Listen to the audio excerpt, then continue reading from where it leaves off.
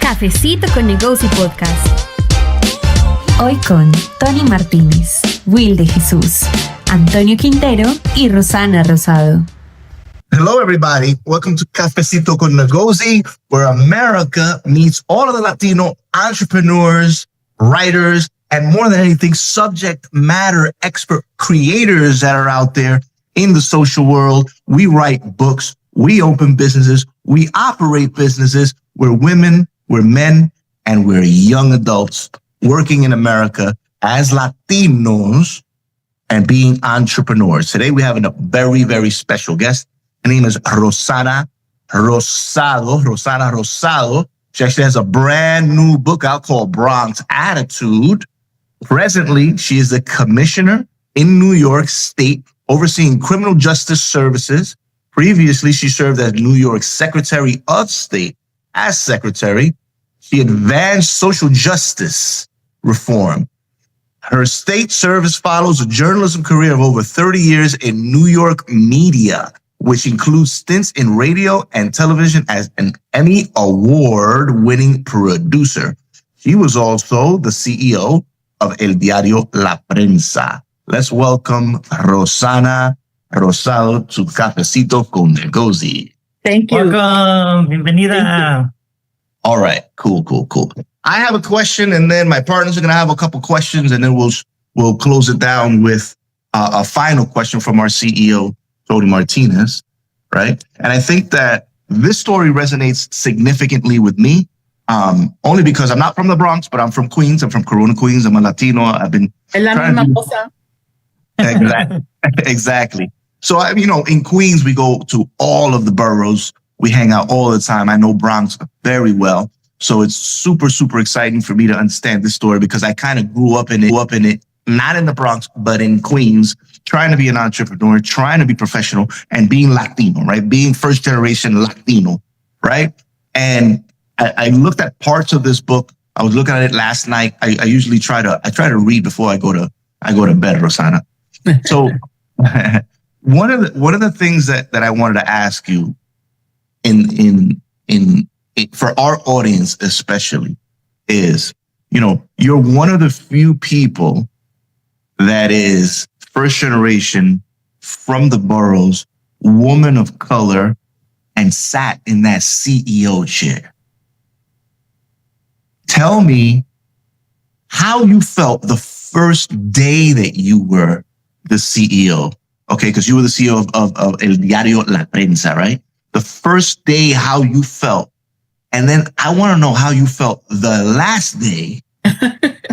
And then I want to know how you would redo it if you were to be a CEO now today, because you're writing this amazing book called Bronx Attitude. Hoy con nuestra invitada especial, Rossana Rosado, escritora de Bronx Attitude. Thank you for having me, and thank you for the thoughtful question. So you got to read the book for all the details because, there's a long journey. But on the first day, part of how I became publisher was that my publisher passed away and he was handing me the reins as he was dying. He had a very tough battle with cancer. So on the first day when I was sitting there, I was 38 years old when I became publisher, and he died July and they named me publisher in September. And I was sitting there. First of all, I was sitting there like driving a truck with no GPS. There was no GPS at the time. And so whereas he was going to hand me the reins over a 3-year period of time, I wound up having to drive this truck with no instructions. And so on the first day, the first thing I was terrified, right? And also sad, because my ascension came, out of an experience that was filled with grief. Carlos Ramirez had been the publisher for 18 years, and he was very much the patriarch of the place. And he chose me to be his successor. Well, everybody was not happy with that decision. So I would say on the first day, I was mostly scared and aware that I didn't have a roadmap. And on the last day, which I write about, in the book, Bronx Attitude, on the last day, I was proud, of what I had accomplished, but I was clear that it was time to go. And I think it's important in life, no matter what career you have, you got to know when it's time to go. And it's okay that when you figure out it's time to go, it could take a year or it could take 18 months or 3 years. It takes some planning and stuff. But when you know in your heart it's time to go, you start your exit. And so I think that's how I felt on the last day. I was under a new ownership. When I was publisher for almost 20 years, I have 4 ownerships. So I would say it's like being a Yankee, but without all the zeros at the end of your salary. You get traded, you get sold. And so that's how I felt. And I just want to share that. You talked about growing up in Queens. And when the reason I named my book Bronx Attitude is because when you're from the boroughs and you come into Manhattan, you're trying to make a career, you're trying to make it in school, or you're trying to make it in an industry.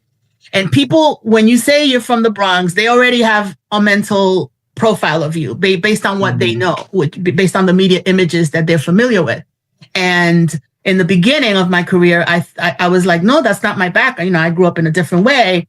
But then eventually in my career, I learned to use the fact that people know you're from the Bronx. They think you can kick their ass. And I decided I was okay with them doing that. There you go. And so it starts to change how you walk into a room, right? Because people say, oh, you're from Queens. And they already you went to this high school. You have this much education. And, Correct. And they judge you on that, or how you speak, right? Bronx accent, Brooklyn accent. And yet Manhattan is nothing but a melting pot of all the boroughs, right? Right. I agree. Excellent. Tony, we'll talk about what the difference is in the boroughs in the Bronx, and Brooklyn, Queens, Manhattan another time. Tony's from the West Coast. Rossana, how would you do it today? Like if somebody right now, first of all, would you accept a seat as a CEO of any company out there? And if you did, how would you do it? I mean, I don't know if I would. It would have to be a perfect opportunity. The things I love. I love leadership. I love Latinos. I love journalism, and I'm deeply involved and invested in the concept, in the work of reentry, helping people come back from prison. So something that would combine all of the things I love, perhaps.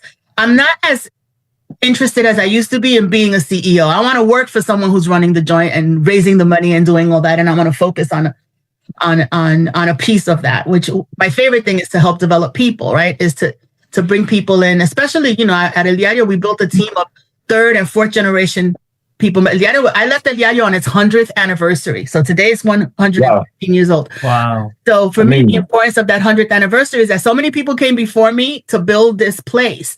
That was a place. I remember this one guy from Ecuador. He had been at the paper as a sales guy for like 20 years. And finally, his family was going to start a business. That we get in New York, in the United States, we get these beautiful flowers from Ecuador, especially roses and stuff. And they're well known for that. So he was going to go join his family business. So he came to my office to say goodbye. And he said something that always stayed with me. He said, El Diario allowed me to be a professional in this country, whereas otherwise I would have had to, drive a cab or work menial jobs, because I was trained in Spanish. I went to college in my country, but when I came here, I didn't speak English.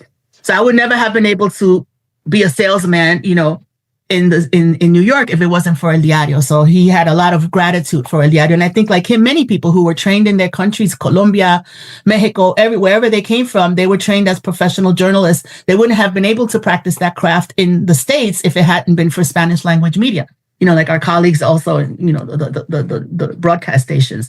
And I think that's important. That's an important role. So for me, I was always very proud of that brand of El Diario and what it provided, the platform, to practice their craft and the platform to serve the community. You help people tell their story, right? Through workshops and things of that nature. Talk to us about that. How does that look? How does someone find you for that? Is it something that you do as a service? Is it online? Well, it's something that it's one of the reasons I wrote the book is because, we want to do these speaking tours across the country. We want to spread the message about the stories, and also about, kind of the 10 things, that it takes, right, to succeed within a different specific industry, but also in general in life, right? That we don't come from a culture where we have our grandparents, graduated from Yale, and then there's, they pass it all down. We made it here, out of struggle, out of many struggles, financial and others, and out of the struggle, not only, one of the things I want to share, 2 things. One of the things I learned at El Diario is, I was born and raised in the Bronx, and I've had my whole career, knock on wood, my whole amazing career I've had in New York. I haven't lived anywhere else. They used to make fun of me in El Diario and say that I was too provincial. But I'd stand there, and one time there was a Peruvian journalist event, and, you know, as a Puerto Rican, you know, born and raised in New York, they started to sing the Peruvian anthem. And, you know, the anthem is like about, you know, rifles and war and, you know, whatever. And I was just in awe, that all these countries had their own anthem, their own history, but also how far away people were from home. You can't. Hoy con nuestra invitada especial, Rossana Rosado, escritora de Bronx Attitude. You can't underestimate the impact on an individual of being so far from home, so far from family.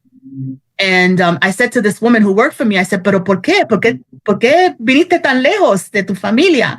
And she looked at me and she's like, I did it for you because you're the publisher of El Diario, and tomorrow that could be my daughter.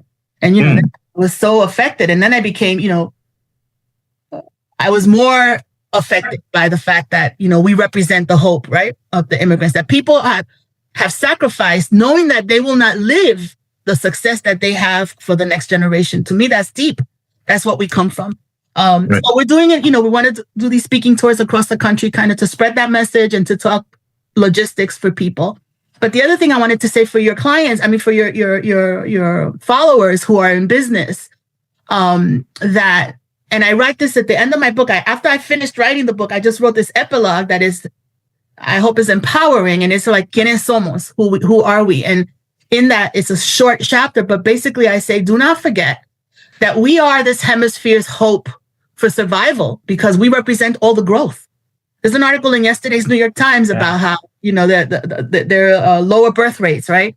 And we are the ones, you know, having children, we're the ones creating families, and we are the emerging majority. So the people that your members are serving are the only hope we have, right, for survival for this hemisphere. And we need to kind of drink that for breakfast and project it to the world that we are the emerging hope.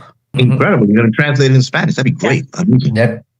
Oh, awesome, and this is the end of the podcast, but maybe we can invite you to our event in September, Rossana, because there's going to be a lot of authors there as well in Vegas. So we'll talk about that. In Vegas. Yes. So you got to talk to Jorge Cano Moreno. He'll get me on the road, but I look forward to seeing you and your subscribers again. Thank you. Awesome, guys. Thank you so much. I appreciate it. Enjoy the rest of your weekend. Muchas gracias.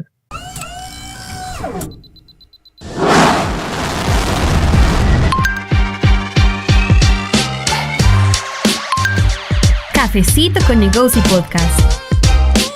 Hoy con Tony Martínez, Will de Jesús,